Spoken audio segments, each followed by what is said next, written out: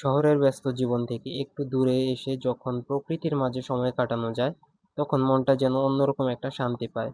আজকের এই ভিডিওতে আমি চেষ্টা করব আপনাদের এই সুন্দর জায়গাটার কিছু মনোমুগ্ধকর দৃশ্য দেখানোর। আশা করি ভিডিওটা আপনাদের ভালো লাগবে।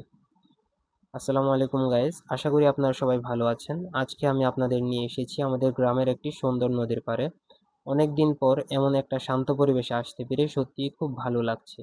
চারপাশে শুধু সবুজ আর সবুজ, নদীর ঠান্ডা বাতাস আর পাখির ডাক, সব মিলিয়ে অসাধারণ একটি পরিবেশ। আমাদের গ্রাম বাংলার প্রকৃতির একটা বিশেষ সৌন্দর্য আছে, যা ভাষায় পুরোপুরি প্রকাশ করা যায় না। যতবার এমন জায়গায় আসি, ততবারই মনে হয় প্রকৃতির কাছ থেকে আমরা অনেক কিছু শিখতে পারি।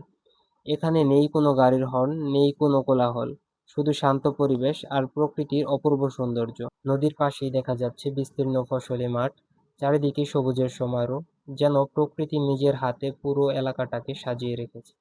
মাঠ জুড়ে বিভিন্ন ধরনের ফসল চাষ করা হয়েছে, যা শুধু এই এলাকার সৌন্দর্যই বাড়ায় না, গ্রামের মানুষের জীবিকা নির্বাহের প্রধান উৎস। মাঠের পাশেই রয়েছে তাল গাছ, আর তাল গাছে অনেকগুলো তালের আষাঢ়ে ধরেছে। এগুলো খেতে সত্যিই অসাধারণ। অন্যদিকে নদী থেকে মাছ ধরা হচ্ছে। আমাদের এদিকে এই জালটাকে খরা জাল বলা হয়। এই জালটি দিয়ে বেশ ভালোই মাছ পাওয়া যায়। আর এই নদীর মাছগুলো খেতে সত্যিই অসাধারণ। আজকের মতো ভিডিওটি এখানেই শেষ করছি।